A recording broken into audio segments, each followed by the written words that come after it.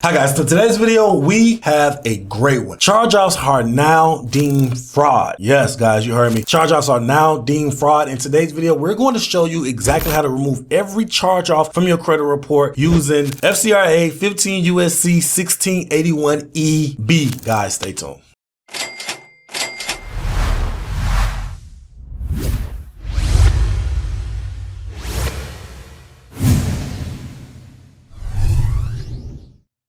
Welcome back to the channel, guys. If you're new to the channel, I'm Credit Coach Q, and I create the first cloud-based software that allows you to put your credit repair experience in your own hands. If you're new to the channel, guys, I'm super excited because I have a banger. In today's video, we definitely have a banger. I'm going to show you guys step by step on how you can remove every charge-off with this new law called FCRA 15 USC 1681 EB. Guys, I'm super excited about this video because it's going to help so many people with charge-offs. I know you guys have a lot of charge-offs that need to be removed. In today's video, we're going to show you exactly how to do that. But before we get to the video, guys, please like and subscribe to the channel. Please leave a comment, like and subscribe to the channel. It allows YouTube to push this content to a wider audience and allows us to leave the lights on. Guys, please like and subscribe to the channel. If you have anything derogatory in your credit report, I mean anything negative, charge-offs, late payments, bankruptcies, medical bills, guys, you name it, please go over to creditapprove.com. It's the website and the software that I was telling you about that allows you to put the full experience to your own hands. Guys, people are removing thousands of dollars worth of debt by themselves. They are no longer using credit repair companies. They are putting this information and this experience into their own hands and appreciating on a deeper level. Guys, please go to creditapprove.com, check out the software and start removing these items, guys, if you have anything derogatory on your credit report. Now let's dive straight into the meat and potatoes of this video. Welcome back to the channel, guys. If you're new to the channel, I'm Credit Coach Q, and this is my lovely co-host, Miss Tina Talks Credit. Welcome back to the channel, Miss Tina. Guys, today's video, like I said, charge-offs are now deemed fraud. In today's video, we're not going to only show you why it's deemed fraud, but also how to get every charge-off removed from your credit report, right? Under the actual federal law, FCRA 15 USC 1681 EB. Guys, we're going to break this down step by step, and I'm super excited because I feel like this video can help a lot of people. Yes. So let's dive straight in. I'm super excited about this video. I know we have been going for quite some time. How have your vacation been, Miss Tina? Oh my God, it's been a journey. Yeah, mine has been too. Vacation. Yeah, mine has been too. I've been going through separations and I just been going through so much over the last couple of weeks. So everyone that's watching the video, they're perfect Credit Coach Q because it has been a journey. So anyway, so I want to pull this document up to show you guys exactly line this out. So as you can see on your screen, it says the lowdown on charge-offs. When a charge-off account is sold to a collection agency, whether you still owe the original credit depends on the type of transaction that took place between the original credit and the debt buyer. So number one, if the account was sold to the debt buyer, typical case, you are no longer owed the original creditor. I know a lot of people don't know that. Basically, if you had a charge-off with AT&T sold it to Portfolio Recovery, you no longer owe AT&T because AT&T actually sold the debt and actually got the money, pennies to the dollar, from the debt collector that bought it. The debt is now legally owned by the collection agency. The original creditor sells all the rights, titles, and interests in the debt. Now, your obligation transfers to the new owner, the debt buyer. The original creditor should report the account as sold or transferred with a zero balance on your credit report. Now, per Metro 2 reporting, the FCRA is in a violation if both of the original creditor and the debt buyer report a balance owed on the same debt. So the relevant FCRA and Metro 2 standards. Now, this is the same law that I read earlier, 15 USC 1681 EB. Guys, you need to remember that because that is going to be the bread and butter, the actually legal merit that you have to actually get everything removed under the fraud pretenses, right? A maximum possibility of possible accuracy, Metro 2 field 17A, account status must show sold or transferred in zero balance. Base segment field 21, current balance must be zero after a sale. So guys, first thing you want to do is go to the credit report, see the charge-offs that you're looking to dismiss or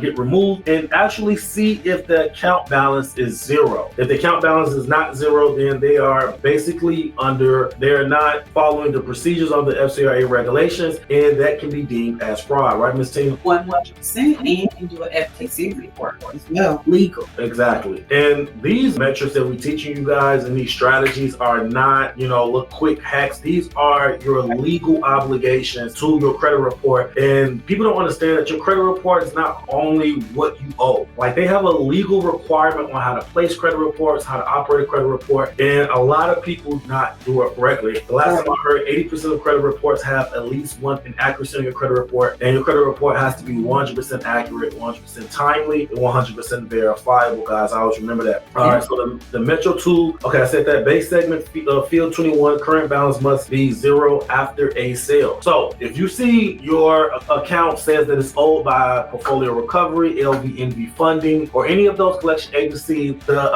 account balance must say 0. If it does not, if it still say the account balance that was owed, obviously they are wrong under the FCRA 15 USC, and it can be deemed as fraud because, guys, at that point it is, right? All right, so number 2, if the debt was placed with the collection agency, not sold, you still owe the original creditor. In this case, the original creditor retains ownership of the debt and simply hires the collection agency to collect on their behalf. Can you break that down for us, Ms. Tina? Yes. So if an original creditor charges off the debt, now some original creditors will keep the collection debt in-house, meaning that they'll use their own people in their company, like if it's Capital One, they'll use their own department to try to recoup the debt that you owe. However, they still reserve the right to hire out, meaning they could hire a collection agency without selling the account. So basically, they're just hired help, like outsourcing. So it's technically still owe the debt, so you technically still owe them, meaning that the collection agency cannot then go and add the debt to your credit report under their collection agency's name, because that would be double jeopardy because they don't own it. But they can, of course, pursue you for funds and things of that nature. Awesome. That's a great breakdown. You may settle the collection agency, but any payments go to the original creditor, less fees, just like Ms. Tina just said. The credit report may still show a balance with the original creditor. The collection's trade line may also appear, but the debt should not be double reported as collectible, just like she said. Yeah. Awesome. All right. Yes, if an original creditor continues to report an account as owed or delinquent after selling it to a collection agency, it can constitute fraudulent or unlawful reporting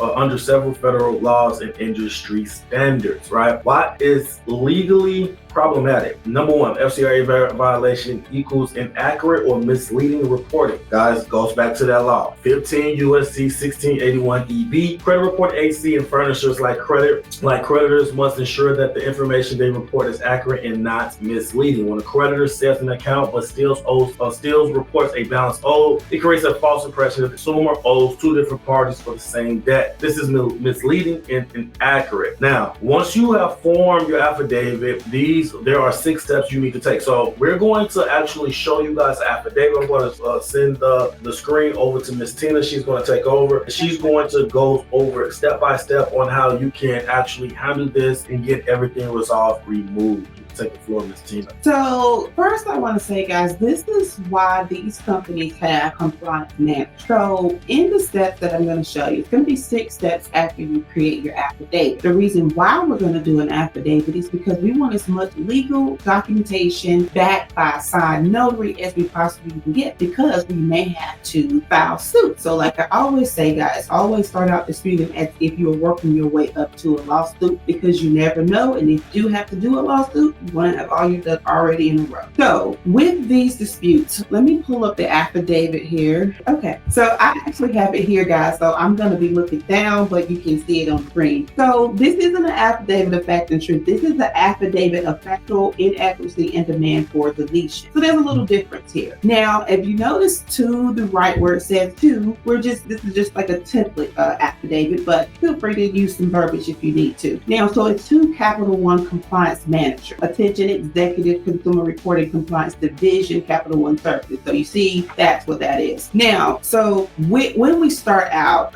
I just put Tina Thought Credit. So number one, where it says, I am the subject of a consumer report on which Capital One has reported a trade line bearing, and then there's the account number and the account information. So this is highlighted in yellow because I wanted to highlight the key points in the affidavit that you're going to need to include in the affidavit so you can actually win. So you don't want to leave out important stuff. So of course, account information is number one. So, and then we're going to go down to number 4. Number 4 is highlighted because that is also the next important thing. So you want to list all of the violations. First, I always put in the Fair Credit Reporting Act violations first, and then I'll go down and I'll do CDIA, which are Metro 2 violations. So in pink is all the FCRA violations, and in yellow are all of the CDIA Metro 2 violations. So you'll see like the Metro 2 field codes and things of that nature. This is everything that's inaccurate. I'm literally showing it here. Now, the other thing that you're gonna want to do is attach a copy of the credit report along with this actual affidavit.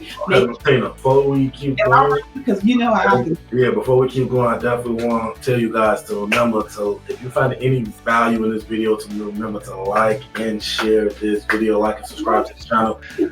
We need more engagement on these videos. Like, we get the views that we want, but the likes and the comments are not where it's at, and we will want you guys to actually engage with us. Let us know, show us some love, and let us know that this information is helping you guys. So leave a comment, and if you want this document that Miss Tina is actually talking about right now, put affidavit of facts or put document inside the comment section, and I will send you a link with this direct document to your specific comment. Leave a comment that says document or affidavit of facts, and we will send you this document step by step, and you can go over it with the video step by step. All right, I'm sorry, I just have to say that, you know, we be doing a lot of sauce, and we need, you know, we need our peak support. So go ahead. I'm sorry. I love that. Like, I do my own videos, but I mean, I'm not like a real YouTuber, but I never remember to say things like, share, subscribe, and hearing how it helped like get the video out to more people, and I just never remember to do that for some reason. Anyway, you gotta tell them, because if you don't, you know, remind them to like and subscribe, they're just watching it get themselves. I do that also when I watch videos until I hear it or like subscribe. Oh yeah, this is a good video. I'm gonna like and show some love. So you just gotta remind them, man. People just get, you know, consumed by the content, and you know, they just forget to show love. Yeah, I get that, because this is free information, and so I feel like this honestly when making the videos, the more people that the videos can get out, people like this can help someone who can't afford to hire somebody to do their credit. You know what I'm saying? So, because I get a lot of feedback from just the how-to videos on stuff, you know, that ways that it's helped people just to speak for themselves. So, but anyways, so number 6, now that's highlighted in green under the yellow. So I like to use like this, for me, this is going to be like a key phrase that I'm just adding into the affidavit. So it says Capital One is deliberately misrepresenting the account status, which has materially damaged my FICO score, harmed my creditworthiness, and resulted in denied credit opportunities. And the reason why we're going to do this, because we have this statement here so that later on, if this doesn't work, which is about 92% success rate of this working, but if it doesn't, then we have this in writing on our actual affidavit to help us to use in court as a part of our supporting documentation. So trust me, down the line, court is going to matter. So the next one that we have here, this is very important, is that you tell them any legal steps you have already taken. Now, one important legal step that you already should have taken if you're experiencing this particular problem is that you should have filed an FTC fraud report and basically just listed the account. If it's more than one, you know, whatever, tell them what the problem is and make a copy of that FTC report to go along with this actual affidavit. Now, you're going to send this out with the FTC report as well. So, in the next, we go to slide 2 here. Now, highlighted then in yellow, it's going to be like the final demand. So basically, I'm just making my final stance. I'm letting them know, hey, you have 15 days to respond to this. You're letting them know that you want them to delete whatever the account is. And you're letting them know also that, you do intend to sue about litigations if they do not comply. And of course, there's going to be space here for you to get it notarized. Always get any affidavit that you do notarize. That is extremely important. Yeah. And to make it more official, of course, you are going to want to send it certified mail to Capital One's compliance manager, as well as the CEO of Capital One. But let's pull up the other slide, Hugh. What other slide? You want to bring it up? Or the one I already had up? Yeah. So okay. Yeah, because in that one is where we're just listing the next 6 steps, which is simple stuff. After you've got your affidavit created, we're just going to show you guys where to send everything to. And so it looks like a lot, but trust me, the way this works and how it usually works really good and really fast if you do it with the FTC report. And don't forget your 3 forms of ID. You know how they are about those 3 forms. So I'm going to scroll down a little bit. Yeah, so once you have these forms, so step 1 basically is going to tell you where to send everything to. So you're going to want to send to the CEO, and Q, I'll let you take that. Okay.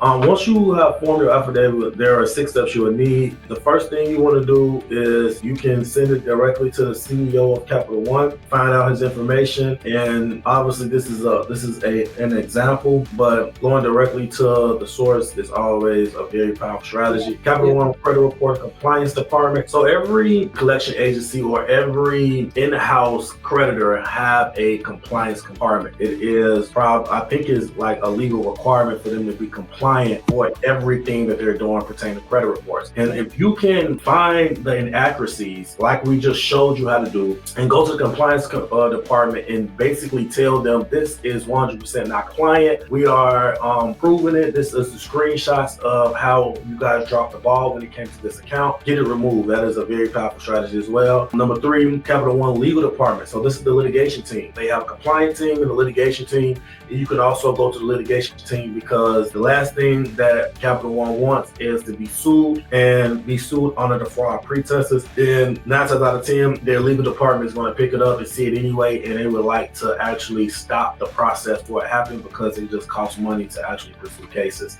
And then you would actually send it to the credit bureaus, Equifax, Experian, and TransUnion, and you would send that along with the affidavit. Guys, everything that we just told you is some powerful stuff. Going to the compliance department, sending the letter, a dispute letter to the CEO, sending a dispute letter to the litigation team, and sending it to the credit bureaus. Guys, that is fire, fire, fire, fire, man. Drop a fire emoji in the content section if you ever heard of that. If you just been sending out dispute letters to Equifax, Experian, and TransUnion and never ever even thought of this or ever seen no one try this, guys, please try this method. You have every legal requirement to actually be able to pursue it under the legal pretenses, and you have these are your rights. Now, this has nothing to do with the debt that's owed. It has nothing to do with the debt being yours. It has everything to do with how the placement on your credit report, and they have to be compliant on how they operate consumers' credit reports, regardless if the consumer owed the debt or not. And if they are doing reporting a balance when it's supposed to say 0, or if they are just dropping the ball when it comes to the placement of your credit report, guys, you have every legal right to deem this as fraud and sue it for extent of the law. So yeah, guys, this is some very powerful stuff. And then regulatory agencies as well, the Federal Trade Commission's FTC. If you want us to make a video about the FTC, drop a FTC in the comment section and we will make a video. If you want us to make a step-by-step video on the CFPB, type in CFPB in the video in the comment section. And whichever comment that we see more is the one we're going to make the video about. If you want us to make a video on both, type in FTC and CFPB, and whichever more traction that we get, the more we'll know what you guys need to work on, and we'll make a video for it. But yeah, that is the gist of it, guys. And this is some very powerful stuff. This is not traditional credit repair. This is another level of credit repair, and because you are going above the law. I mean, not above the law. You're going and using the law to your advantage, regardless of the debt. So do you have anything to add before I take this document down, Ms. T? I just want to reiterate the steps real good, because this is a strategy that I've literally been using for at the very least 12 years, right? So the reason why you're going to send the letter to what it looks like you're sending it to Capital One 3 times is because you're going to do the compliance manager, the CEO, and just like the regular Capital One customer service dispute address. So it's going to 3 separate places. These steps are literally like very important. Like if you miss these steps, it might not work good. So 3 Capital Ones, right? Then you're gonna have already filed your FTC report. With the FTC report, when you file an FTC report, just make sure that you make an account, because you're gonna go back to the FTC's website, log into your account, and you're gonna upload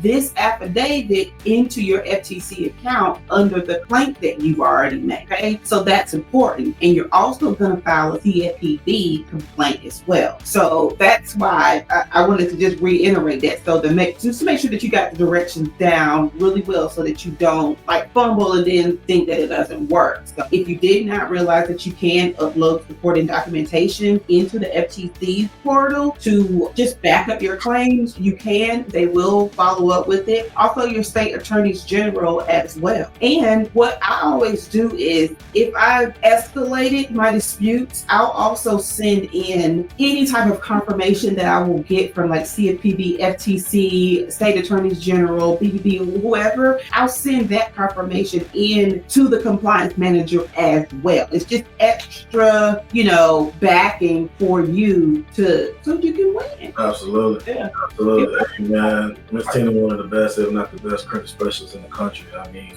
I say that all the time, but I genuinely mean that. This lady is amazing. The way she thinks when it comes to this industry is something that I've never seen before, and I know all the heavy hitters. But anyway, guys, if you wanted to actually do this yourself, just like we have said it, save some money, don't have a lot of money for credit repair, go over to My Credit Approve. You can also set up a consultation call with me personally. I've been taking calls for the last couple of weeks, and we can go over everything step by step. Everything will be in the link in the description on my channel. If you just don't have time for it and you want it to be done right, you don't want to second guess it, you don't really have confidence in actually doing this accurately, go to Tina Talks Credit channel, sign up with her program, guys, and allow her staff to actually handle it for you. She is amazing, bar none. This is 100% her strategy. One of her strategies that make you actually the most successful when it comes to any credit repair program. Go to Tina Talks Credit, reach out to her, set up a time schedule, and actually get the ball rolling. So if you want to do it yourself, go to My Credit Approve, set up a time with me. We'll go over everything step by step, 30-minute window.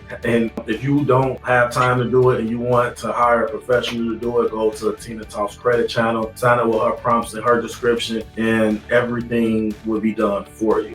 Also, Tina has a university that she just launched probably like a month ago. It is phenomenal. I've seen the reviews on it, and it is super cheap for the value that you get for it. Look out for... Huh? I keep hearing that. People are like, why is it so cheap? Yes, I've been told you that. But if you better jump on it before she, get some sense and make it the price that it's actually worth. If you want to learn this industry in and out, if you want to help your family members or make some money on the side or learn how to dispute like a true dispute champion, guys, go and follow the prompts to Miss Tina Talks Credit University, and guys, actually learn this in and out so you won't have to go through the same or fall from the window. Ms. Tina, did you have anything else before we get up out of here? Nope, I'm good. Okay. All right. Awesome, guys. Remember to like, subscribe to the channel, leave a comment, and let us know how we did. Until next time, guys, take care of your credit. Take care of yourself.